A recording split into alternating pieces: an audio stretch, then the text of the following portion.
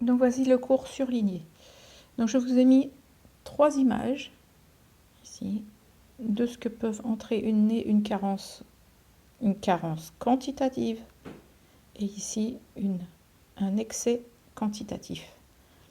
C'est-à-dire qu'on mange trop ou pas assez. Allez, le cours surligné, je vous le laisse comme ça. Hop, un petit peu que vous ayez le temps.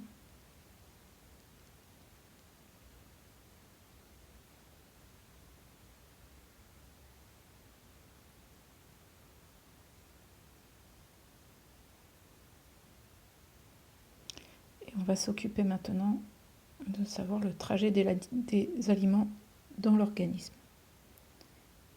Alors on y va. Vous aviez plusieurs activités, elles étaient toutes identiques. Hein. Donc vous aviez les aliments qui sont d'abord dans la bouche et qui vont être broyés en petits morceaux.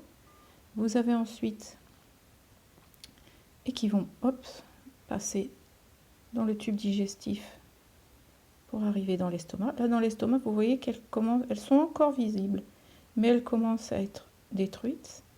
Et lorsqu'elles vont arriver dans l'intestin grêle, on n'a plus que de la bouillie. Ça veut dire que vos aliments, ils ont été transformés de deux manières. Ils vont être broyés mécaniquement par les dents et ils vont avoir une attaque chimique qui va les transformer en bouillie. Et cette bouillie, on verra à quoi ça sert. Pourquoi on les transforme en bouillie comme ça. Vous aviez un petit peu la même chose. Donc là, avec le blanc d'œuf, on y reviendra puisque vous avez une activité blanc d'œuf. Et vous aviez un vocabulaire qui était intéressant, que j'aimerais bien que vous recopiez sur votre cahier. Une enzyme est une protéine qui a la propriété de couper des molécules d'aliments, grosses molécules, pour les réduire en aliments, en molécules simples qui peuvent passer dans le sang.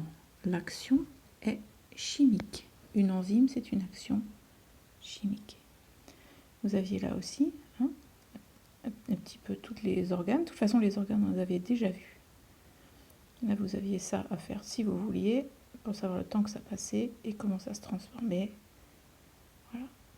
Allez.